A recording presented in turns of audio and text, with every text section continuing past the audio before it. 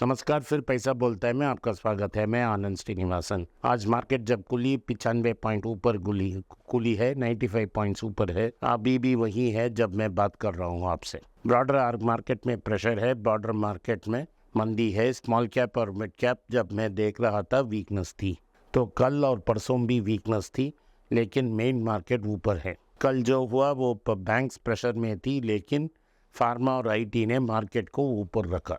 Market में न इधर ऊपर जाएगी ना नीचे आएगी, ऐसे ही भटकते रहेगी टिल क्लियर डायरेक्शन मिलने तक। आज क्या क्या इम्पोर्टेंट खबर है, पहले सोना का खबर सुनने। सोना ये 5,810 रुपया पर ग्राम पे है, 20 रुपया कम हो गया है। आप इसको कंसिडर कर सकते हो, सोना खरीद सकते हो। पिछले अगले 24 महीने में सोने में 1,000 से लेके 1500 तक ऊपर होने का चांसेस बहुत ब्राइट है, क्योंकि अमेरिका में इंटरेस्ट रेट कटौती होने वाली है।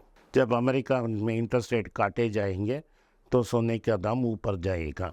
तो अगर आपने इधर आप खरीदा तो आप नीचे आने से कुछ कुछ खरीद सकते हैं, वेट कर सकते हो। बॉटम पॉइंट नापना बहुत मुश्किल है, तो बॉटम मोस्ट पॉइंट पकड़ने का कोशिश मत कीजिए। तो अगर आप चाहें तो मिलीग्राम में ले सकते हो निफ्टी गोल्ड 20 में। आईटीसी में खबर आई है कि बैट ने अनाउंस किया है कि वो सिर्फ 4% ऑफलोड करेंगे। सो मार्केट होल्डिंग उनका लगभग 1,40,000 से लेके 1,50,000 करोड़ है। तो सिर्फ 6,000 करोड़ की स्टॉक बिकी जाएगी, लेकिन उसके पहले उनको आरबीआई का अप्रूवल चाहिए। कल मैंने आपको बताया कि आईटीसी की फ्यूचर बहुत ब्राइट है और उनकी फूड कंपनी ही सबसे बड़ा विंग बनेगा और मार्जिन एक्सपेंशन भी होगा। तो हमें बेशक उसको जब हर गिरते हमको इसको एक्वायर करना चाहिए। अगर 4% उन्होंने मार्केट में डाला तो 350 तक आ सकती है, लेकिन अगर वो खुद दूसरे बायर्स फाइंड करके उधर बेचते हैं तो उतना कमी नहीं आएगा। लेकिन अगर उसी समय में कुछ बेयर मार्केट भी आएगी तो और नीचे आ सकती है। लेकिन हमें हर नीचे पड़ाव में उसको लेना है। हमको ये एक अच्छा खबर है कि वो नीचे आ रही है। तो उसके बाद हम क्या करेंगे कि उसके एक्यूमुलेट करते रहेंगे। तो नीचे आने हर ड्रॉप में आप थोड़ा थोड़ा चाय पानी जैसे इसको एक्यूमुलेट करें, यही मेरा आपका एडवाइस है। तो आप छोटे छोटे ड्रॉप्स में इसको कंसिडर करते रहें। तो यही आईटीसी में न्यूज़ है आज। दूसरा है भारत का बड़ा प्रॉब्लम ये है कि प्राइवेट कैपिटल इन्वेस्टमेंट नहीं हो रही है। क्यों नहीं हो रही है? क्योंकि इसमें डिमांड नहीं है। अगर आज एग्जिस्टिंग फैसिलिटीज़ हम यूज़ नहीं कर रहे हैं तो नया फैसिलिटीज़ हम कैसे यूज़ करेंगे? तो इसमें कोई प्रॉब्लम्स आ रहे हैं। क्या हम नया फैसिलिटीज़ में इन्वेस्टमेंट किया जा सकता है? तो नया इन्वेस्टमेंट जब आएगा जब डिमांड आएगा। अभी तक डिमांड उतना नहीं है, तो बहुत डिमांड नहीं होने के कारण से प्राइवेट इन्वेस्टमेंट नहीं हो रही है।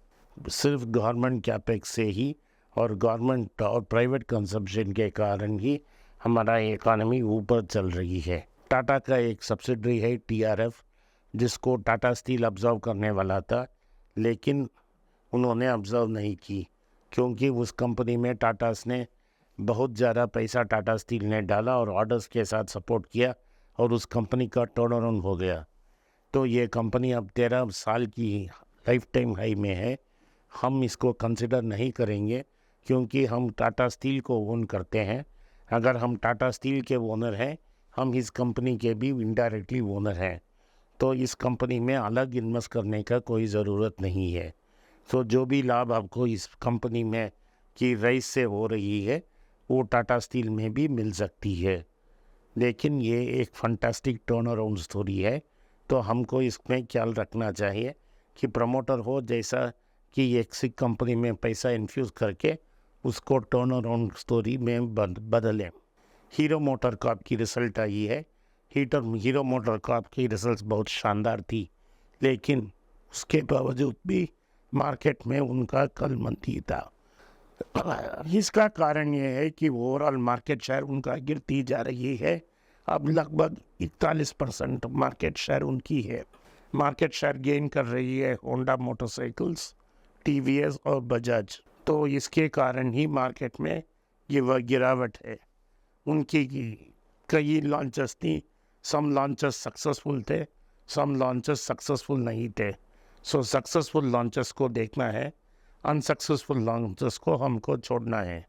तो इसमें गिरावट आ रहा है, लेकिन इसको ये हीरो मोटर या टीवीएस मोटर्स को कंसिडर करने के बजाय आप ये होंडा मोटर कंपनी को कंसिडर कर सकते हो कि Honda motor company globally very strong player है, इंडिया में लार्जेस्ट स्कूटर सप्लायर है और एक दिन इंडिया का सबसे बड़ा टू व्हीलर कंपनी बनेगा।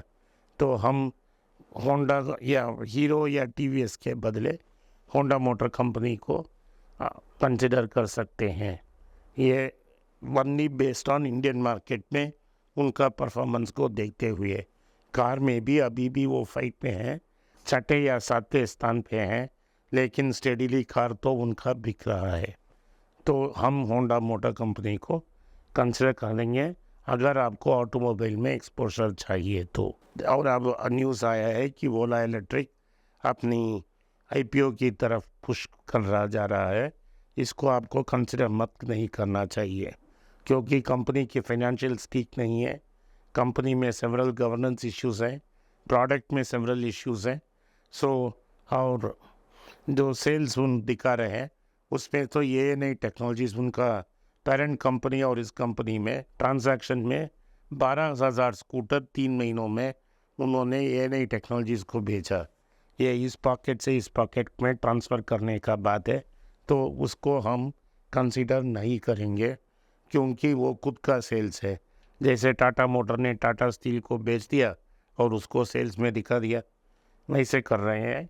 और इसी को सपोर्ट ओला स्कूटर्स को सपोर्ट करने के लिए उन्होंने रैपिडो के अगेंस्ट कंपटीशन में टू व्हीलर्स ड्राइविंग का ऐप बना ली है।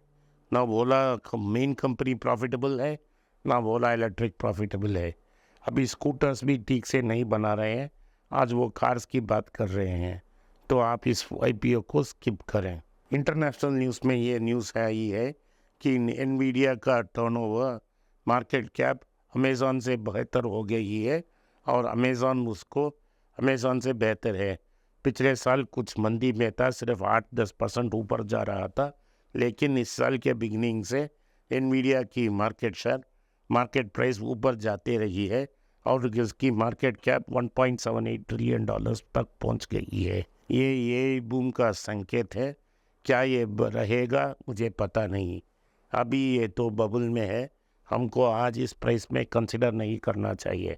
अगर आप ऑलरेडी कंसिडर कर चुके हैं तो इसको कंसिडर करें, नहीं तो इसको जाने दें। तो आज इतना ही खबर है। धन्यवाद, आपने इस पॉडकास्ट को सुना, इसके लिए मैं आपका आभारी हूँ। आप हो सके तो इस वीडियो को अपने दोस्त और रिश्तेदार के पास भेजें और उनको देखने की आग्रह करें। आप इस चैनल को लाइक कीजिए, आप इस वीडियो को लाइक कीजिए, चैनल को सब्सक्राइब कीजिए, बेल नोटिफिकेशन दबाएं। नमस्कार, धन्यवाद, जय हिंद। नमस्कार, फिर पैसा बोलता है में आपका स्वागत है।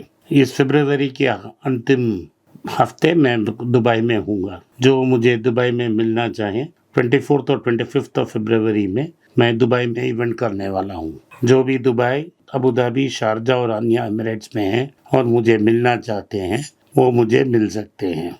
नीचे एक व्हाट्सएप नंबर है, ईमेल है और एक गूगल फॉर्म है, उसको इस्तेमाल कीजिए और फिल इन कीजिए। मेरे टीम आपसे संपर्क करेगा। धन्यवाद, नमस्कार, जय हिंद।